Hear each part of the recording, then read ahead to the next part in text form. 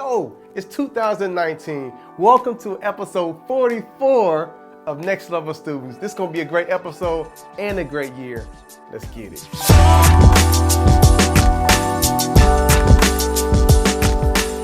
All right, let's get right into it, y'all. Question number one. What you got? Hi, Jeremy. My name is Destiny Star Patton, and I am a 8th grade student going to Ohio College Preparatory. And my question for you is, how does one become successful when everyone in your life just puts you down and doubted you, said that you were just going to be nothing in life? Great question. So I think first thing we got to do is we got to take things into our perspective. Great question. Great school that you're at. But let's be clear. Everybody don't doubt you. Everybody don't put you down. Not everybody. Come on now. I feel you. You probably speaking for other students, but let me let y'all know, I don't care what school you go to. I don't care what country you live in. I don't care what your circumstances that you're living with is. Everybody in your life is not talking down, is not being mean, is not doubting you, is not putting you down. The majority maybe the majority of the people in your family, but you have a few people who do speak life. Trust me, you have a few people that do affirm you. You do have a few people that's in your corner. I know you got one teacher. Come on, you at least got one teacher. You gotta have at least one friend. You gotta have at least one family member. And if not a family member, that's fine. You know what I'm saying? But you do have a few people. So my advice to you is to cling to those who speak life to you, to hold on to those words of affirmation, that support, like hold tight to that. And everyone else that's being negative and toxic, try to release it. Now, you can't put earplugs in. You're going to hear it, but you have to choose to believe it. So hear me clearly, Destiny. Their words will not define your destiny. What will define your destiny is you having a mindset that says, okay, that's what you think. Okay, that's your thoughts. Okay, that's your opinion. But I make up in my mind where I'm going to go. And I want you to have that mindset. So when people are negative towards you, that's fine. But those people who believe in you, you give them something to believe in. You do the best bet you can do. You put in the work, you put in the effort. You tell yourself, I'm going to prove those who don't believe in me wrong. And everybody who believes in me, I'm going to prove them right. That's where the power is, and that's what I want you to focus on. So I feel you. There are some students watch this video, you feel like all my teachers hate me, they can't stand me, my parents don't understand me, people give me a hard time. But if you take a moment, you gotta watch it, because sometimes you'll feel like all the negative stuff is negative. Some of it is true. When some people are saying you can do better, stop being lazy, you know what I'm saying? You always do this. If that's truth, own it and make the necessary adjustments. I am telling you today, you are great, you are phenomenal, you are amazing. It's time for some of you to start acting like it. All right, listen to me, y'all. It's 2019. So all the blame game, all the excuses, her fault or his fault, miss me with all that. It's 2019. It's time for you to get it and live your best life. That means you be accountable. You change what you can change, you make the necessary adjustments, and you can't always control what happens to you. You can't control what people say to you, but you can control how you respond to it, and you can control your mindset on life. So if people don't believe in you, you prove them wrong. You give them something to believe in. And if people do believe in you, you prove them right, and you make me proud, and you make them proud, and you make yourself proud. Great question, Destiny. Question number 2, what you got? Hey Jeremy, my name's Heaven and I'm in high school, and I was wondering, when is the last time that you've admitted that you were wrong? That's good. That's good. So I don't know when the last time I admitted I was wrong. I'm sure it was like today or yesterday, you know what I'm saying? And I probably went to my wife. You know what I'm saying? Here's the reality.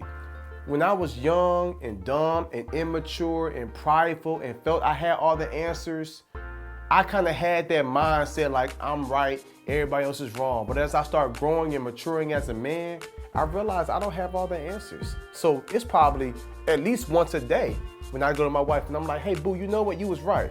Or hey boo, I should have took your advice. Matter of fact, I'm getting so cold with it now, I don't make any decisions without my wife's approval, because we won. We not two different people, we won. So I want to make sure that we're in one accord. I want to make sure we work as a team. You know what I'm saying? It's like I'm the offense, and oftentimes she's the defense. So I try to make sure I had that right discernment when I'm like, hey boo, what do you think about this? So I'm always seeking her advice, because there was a season in my life when I was dealing with a lot of insecurities, because my wife, she's super smart. She had an internship with the FBI, bachelor's, math, all these degrees. And so when I was struggling in life, you know what I'm saying, I kind of felt like I got to prove myself.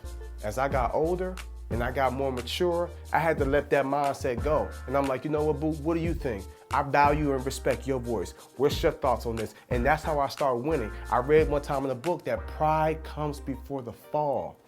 And I don't want y'all to fall, so don't be prideful. So why is it so hard for people to admit they make mistakes? It's because they're prideful. You'd be surprised how far an apology will go, how far I'm sorry will go, how far, you know what, you were right. It goes to show that you're human, which we need, and we already realize that you're not perfect, but it also goes to show that you're mature, you know what I'm saying, and you're not struggling with any insecurity. So I don't know when the last time was, but it was definitely today or yesterday when I probably went to my wife and I was like, boo, you know what, you was right, I should have listened to you, let's get it. You know what I'm saying? So yeah, that's what I do. But on this end, all the traveling to speak and all the cool things I get to do, at the end of the day, when I come home, I'm still washing dishes, I'm still serving, and I still listen to the voice of my wife because we're one. And I don't have all the answers. And I had to learn that. I had to start saying, you know what, let me listen to what my mom is saying. I don't always agree with my mom. I don't always understand where she's coming from, you know what I'm saying, but she's been here before me. So let me listen to my family, let me listen to my parents, let me listen to the OGs, let me listen to people, my teachers who care about me. I don't always understand it or agree with them, but let me at least hear them out and make some decisions so I can start winning. So I start realizing the people that's in my life, they want me to win. Let me listen to them so I can win, and I want you to win. Great question. Question number 3. What you got? Mr. Jeremy, I would like to ask you this question. If you had $1 million, what charity would you give it to? Money, money, money, money. Money. Listen to me. I know of a few really cool charities, but I must admit, nextlevelliving.inc, Next Level Living Incorporated. That's our nonprofit. My wife started it years ago. I would probably give the $1 million to our nonprofit only because I know what we're doing with it. Some charities or nonprofits, I don't really know what they're doing, but I'm passionate about the work, you know what I'm saying, that we're doing. So I would definitely give the $1 million to my wife. I'm looking at what we're doing here in the States, what we're doing in South Africa, the churches that we're building, the villages that we're feeding and clothing, the kids that are growing, that's experiencing some awesome things because of the work that we're doing. You know what I'm saying? We're launching an academy in Arizona soon. Like, it's some really cool things that we're doing, but a lot of times it takes money that we don't always have. And so, yeah, I would definitely say to do that. And when we do that, when we bring our programs and our curriculums into rural areas or towns or urban cities, like when we take them into places where the kids are really struggling and hurting, like it breathes life into them. Like it gives them something to get stronger. Like I believe that every single one of you watching this video is a child prodigy in your own right. You just gotta be in the right environment and have the right opportunity. So I'm in love with the concept of us being able to send kids to college and give kids scholarships. You know what I'm saying? There are so many kids that wanna go to school, but because they might not have the grades to get a scholarship and don't have the funding, they can't go. So I'm infatuated with the idea of saying, you know what? You get to go to school. You get to go to school. You get to go to school. So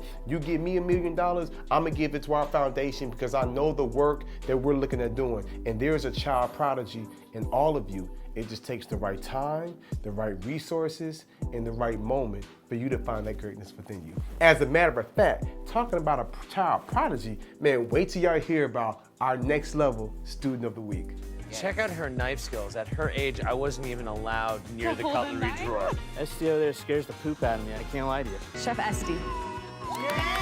Look, this Next Level Student of the Week is by far our youngest one ever. Meet Chef Esty, okay? She was on the Lifetime cooking show. She was the youngest competitor at the age of 8 years old. She's a Chinese American, and her first time cooking, 3 years old. Listen to me, when I was 3 years old, only thing I was trying to cook and eat was crayons. You feel me? And this girl was a chef and started cooking at the age of 3 years old, and then she soon began to teach her mom lessons, and now she's 8 years old and she's on TV. It's crazy, right? Now you're probably wondering, like, Jeremy, why is she our Next Level Student of the Week? I just told you with the third question, right? What would I do if I had money I would give to help other people and kids go to that next level and become the inner child prodigy that they are? She a child prodigy. You're a child prodigy. You got to just find what your gifts, what your talents, what your abilities are, what's your skill set, and hold on to it. She found at the age of 3 there was something special about cooking. Now, if you put me in the kitchen at the age of 3, I'll probably be stirring and mixing some stuff, but it didn't really stir my soul the way it did her. but she found it and she held on to it, and now she's on TV and she's doing some amazing things,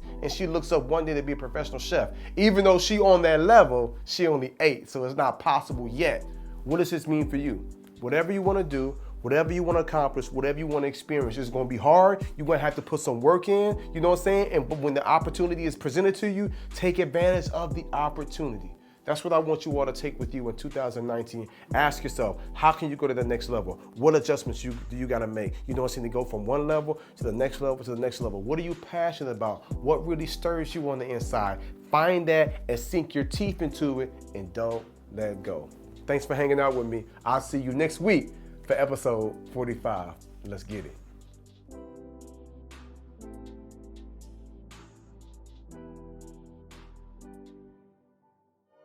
Hey, what's up, my people? Look, I hope you enjoyed today's video, and check this out. I've got so many more in store for you. So subscribe and do me a favor. Please leave me a comment, an emoji, a thumbs up, something. Let me know you're feeling it. Me and my team put so much energy, time, and effort into it, and it's free for you. Just let me know you're feeling what we putting out here, and I'll see y'all real soon. Leave a comment. Peace.